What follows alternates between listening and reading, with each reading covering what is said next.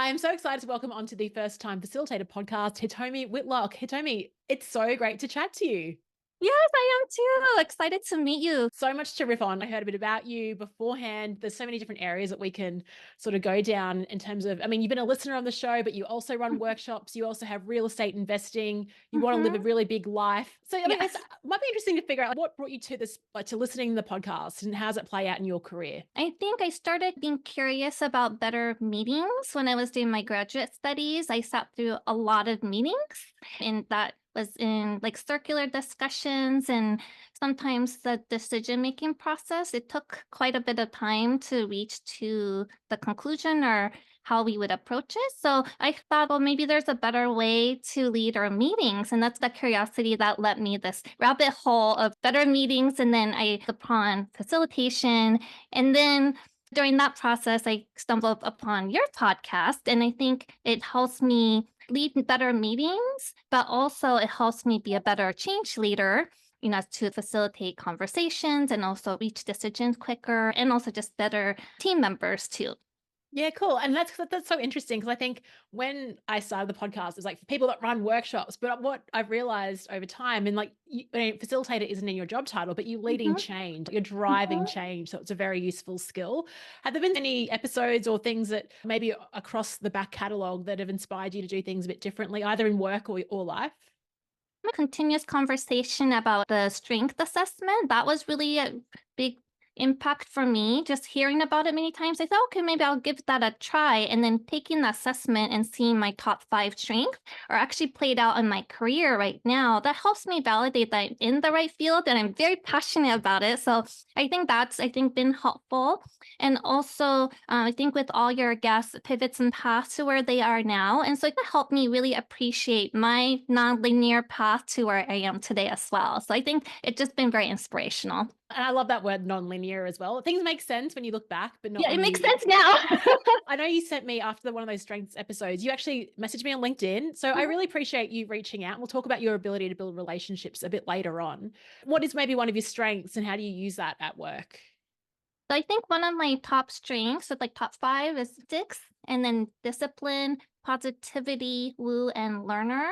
And so I think with me leading organizational change, being able to see the big vision and like being able to help people through that, I think in the strategy, I think that part is really helpful as a futuristic person, but also a lot of strategies sometimes just sits there. So I think having my discipline skill to be able to execute those strategies and being aware that I have both of those skill set, I think it's been really helpful to do my work and also just being positive. Great. I'll send me a LinkedIn message where you listened to an episode about Lego Serious Play. And then not Mhm, long after, you decided to incorporate that into your mhm. workshops as well. So I find that very inspiring that you can listen to something and then execute it. So what's your Mm, process from hearing some ideas and then going from, all right, do you just do it? Or like, what was that yeah, process like I for you? just kinda do it, and I also, again, just kinda with the discipline part, I put it in my ClickUp, so then I'm more, aware to that it's a task that I need to kind of follow up on. So I just see how I can execute it or how I can implement my day-to-day work and just make it happen. And Love again, it. like, Yeah. part of the strategy and then execution part helps. Yeah. Yeah. What you mentioned to me just before the call is that you're not native to America, you're Japanese and you Mhm. moved to America not even knowing English. I'm wondering if that has any part to play in your ability just to hear things and then just try it out because you've got that sort of courage of Yeah, even learning a language. possibly. Yeah. So tell us about your story and that story of like moving from Japan to the US. My family moved to United States from Tokyo, Japan when I was 9 years old. So my father graduated from University of Washington in Seattle. He and my mom wanted to give my sister and I a better educational opportunity. So my sister reminded me that I wasn't the best student back then in Japan, and maybe I wasn't in the best environment to thrive. And so my parents really sacrificed a lot for my sister and I to come here because we had a really nice, comfortable life in Tokyo. But my dad and my mom saw a vision of giving us a better life here. But also, like none of us, my sister, my mom, and I did not speak English. So it took me about 2 years to learn. But I think some of the key takeaway I take from that experience, again, it's back in days where we didn't have all these technology to keep us connected that we do now. And so my parents were also very conscientious about the support that we had and also kind of being able to connect with my friends. So we did some kind of pen pal or writing to stay connected for a while. And also there's some local like Japanese stores. We would kind of go there so we can still kind of have some familiarity. I think the support, being positive, I think it's been really helpful to kind of being resilient through the change. And having the purpose, my parents always reminded us that we see this vision that you're going to be doing great things with your path. And so I think, again, just having that vision, also, again, in my career, having the vision to lead change. And also, like in my real estate, too, I had a vision of maybe having a legacy for my kids someday. Oh, A so you really vision are also plays that. futuristic. Oh, that's so cool. Yeah, because you got this other thing that you do, which is the real estate investing. I know you've got like a vision you mentioned to me around having living on an island. Is that Mhm. is that right? So Yeah, yeah. Well, I've watched a lot of HGTV, and so in one of the real estate show, there's some island property shows, and I was like, we're gonna buy one of those properties someday. And so we made it happen 3 years ago after I graduated from grad school. We bought uh, one of our first vacation-ish rental properties with the island, and they're about 2 hours from Seattle. But again, just more in the future, I think it's a place I could see as part-time living there, retiring, and then traveling around. But it would be one of many properties that we would just pivot off. I love that. And so, I mean, this is a podcast around facilitation, but I wanted to really share with listeners how you're sort of playing and dabbling in all these different areas, because I think it's quite inspiring actually to hear this and to have that sort of future focus, but then be able to execute and discipline in the moment.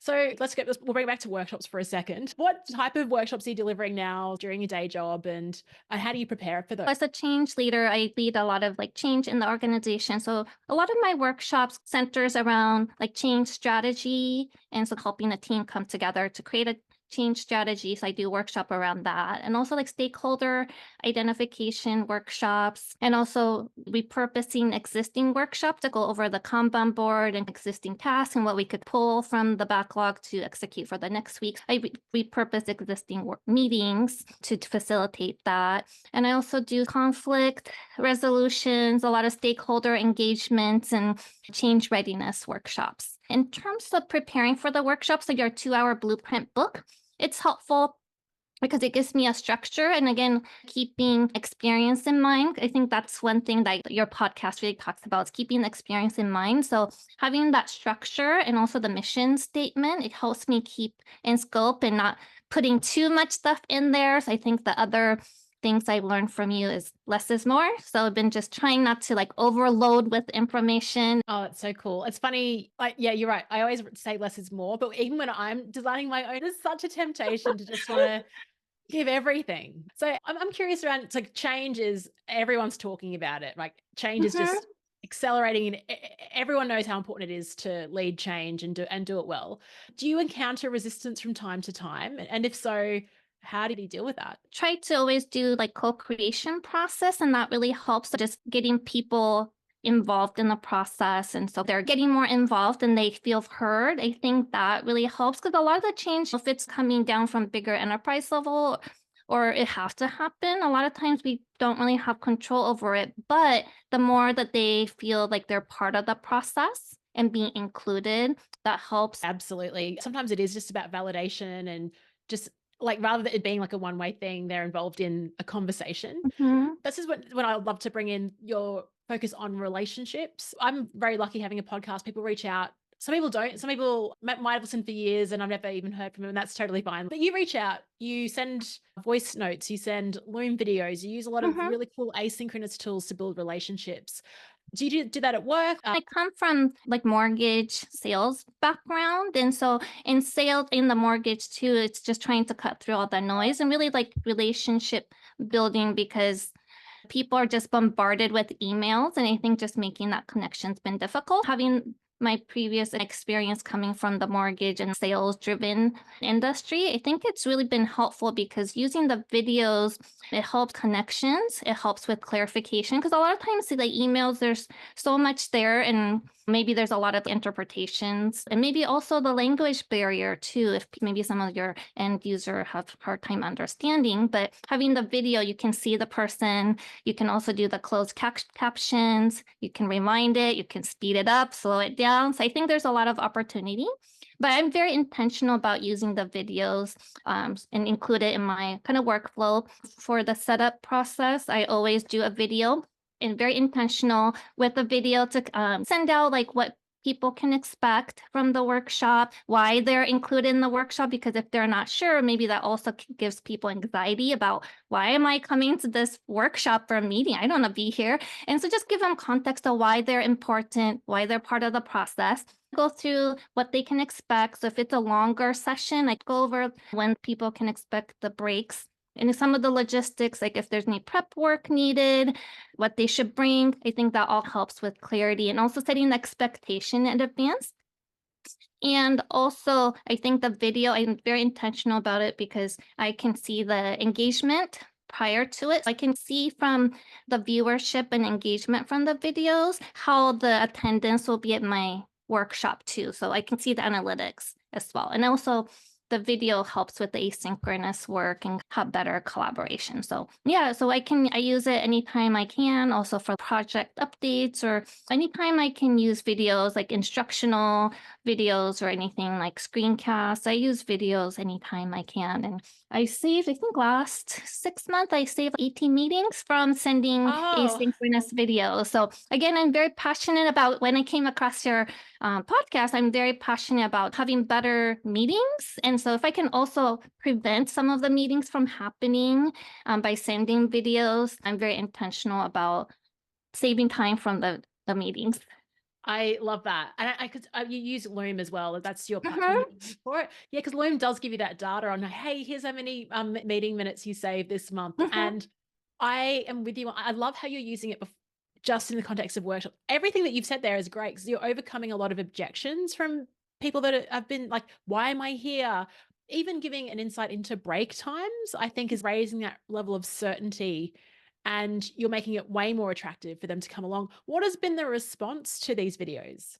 It's great. So again, I can see the engagement. So I can see, and also I can also see how long the videos are watched as well. So I can see like, okay, maybe next time I need to trim down the length. And I can also do the call to actions. I use that link as well. So that way kind of links to other, if I need them to do the pre-work, I can see if they've clicked on it. I think I can see the engagement ahead of time. And that also helps me set my expectation for the workshop that I'm leading. So I think the video usage, I think it's very important part of my process. Yeah, I agree. And it was so interesting when I wrote the book because I put something in there about doing pre-videos, and so many people have written and said, "Oh, I didn't even think of that." And it's so, I think we're starting a culture of where this is normalized. But still, Mhm. when I work with clients and I do a video, they're like, "Whoa!" Like they're amazed by it because it's like, no, they've never seen something like that before. Mhm. And I'm wondering over the next 2 to 3 years, maybe it will be just more normal part of work, and then we got to think, Hitomi, you and I need to think, well, what do we do next? How do we ramp this up Yeah. even more? Now, I also love you. I mean, if you're listening to this, you're very sophisticated with using tools, right? So systems and Mhm. tools and software.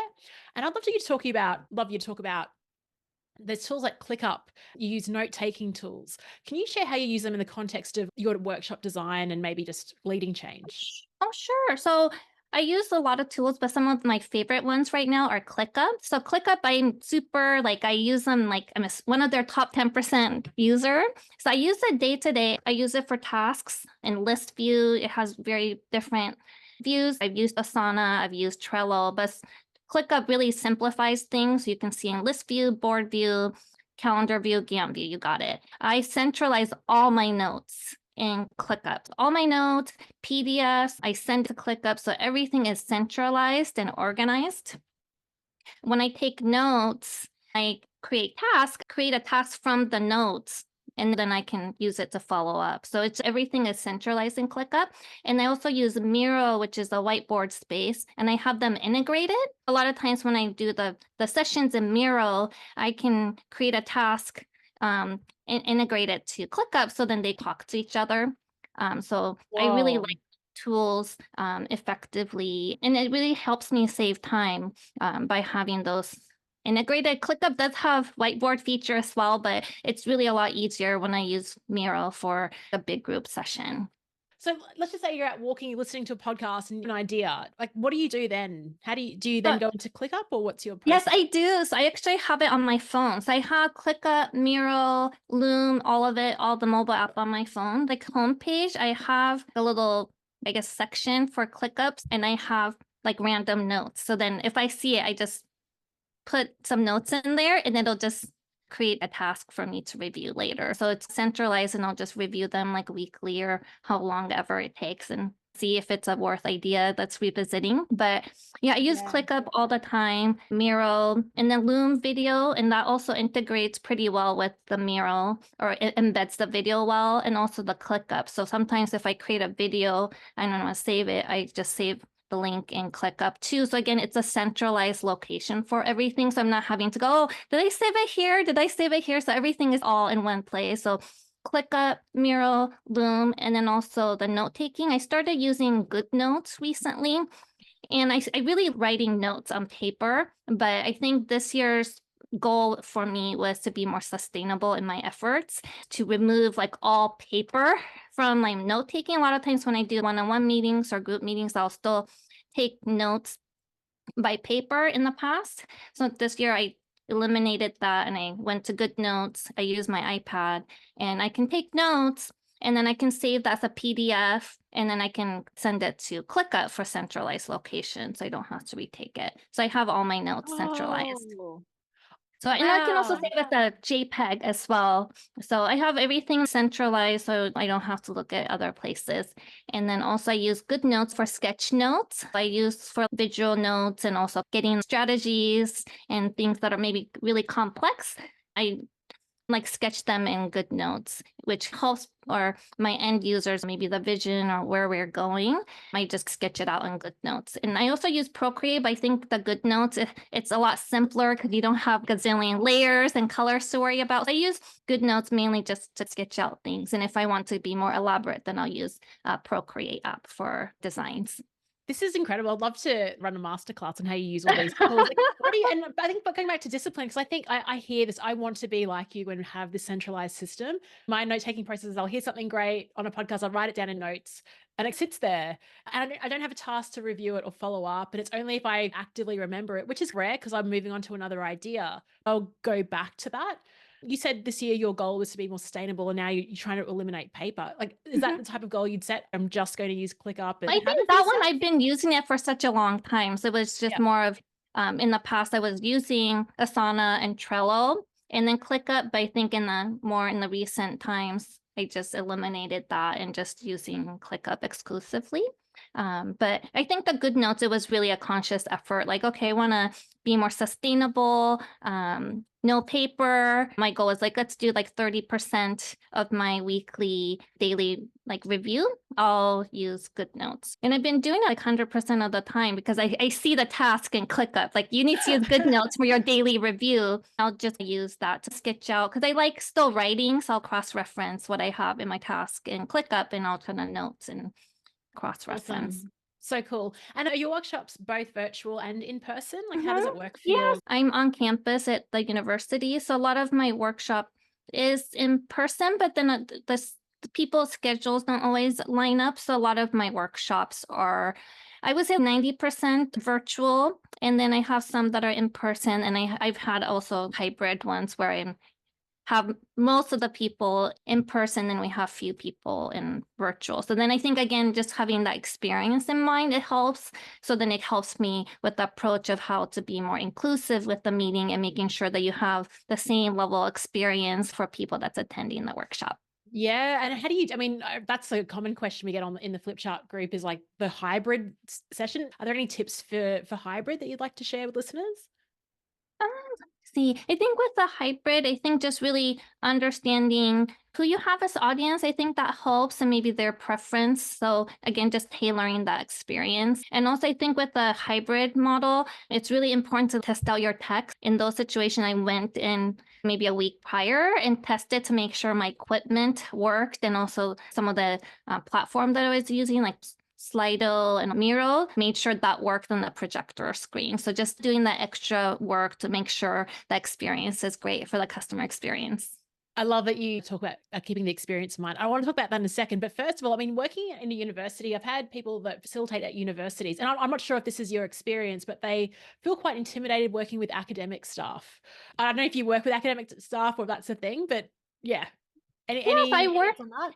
So I'm not in academics. I work in the housing and food services Mhm. department. So we operate more like a business. And so and then in the team, senior leadership is also very open-minded in the team. Like everybody that I work with are very open-minded. I feel like I have the best support. Oh, amazing. Okay, now let's move on to the experience. Okay. You love customer experience, and Mm-hmm. this is like the parallels between real estate investing Mm-hmm. and your other, like, it's your, I don't know if it's your side hustle, but you got these two different things going Yeah, on. yeah, it's been a side hustle for almost 20 years. But I have to say, Oh, just the keeping that experience and focusing on your customer, it's really helped my husband and I with our real estate business because we've had zero eviction for almost 20 years. Even through this pandemic, we had 100% collection and we've never had to evict anyone. So again, I think just focusing on the relationship and connection and not treating it as like a transaction, I think it's really helped us. And also the communication is important. And again, thinking about your customers, how can it get easy for them? And then for the tenants or in my daytime role, thinking about internal and external partners, how can I make their job easier? I am now. and how do you? Because a lot of that, I mean, particularly when working with tenants, like it's a very much a trusting relationship, and so are there like how and again that's of course the basis of what we do is when we host workshops is we got to build up that trust rapidly. And I know, so one strategy you spoke about is the pre-video that you do. Are there any Mhm. things that you do in a workshop, icebreaker, or just something that you do to build up a trust, a feeling of trust very quickly between group Uh, members? I think with the workshops with my work, since I'm an internal, like I do some icebreakers, maybe that brings maybe something that we don't know about each other, or something like just that are more like maybe something easy to get break in before we talk something. So I think it just really depends again on like each workshop and what your and result that you're looking for. But I do try to incorporate like a icebreaker before we start. But again, it just depends on how much time I have too, because I also in the recent time try to just really not put too much in there. So Yeah. Okay. Cool. Do you run like long, like day events, or more like 1 or 2 hour type of meetings? mostly it's usually about an hour long, and some Yeah. of our strategy session can be like 2 to 3 hours, but again, depending on the sponsor's time and the team. Sometimes I'll break that into 2 or 3 sessions. I work with the sponsors on their preference and availability and design the experience from there. And so Love each it. time it can really vary, but most of the bulk of what I deliver is very similar. Yeah. Cool. And I think like a lot of us, like on this show, we talk a lot about what you do beforehand and how you prepare.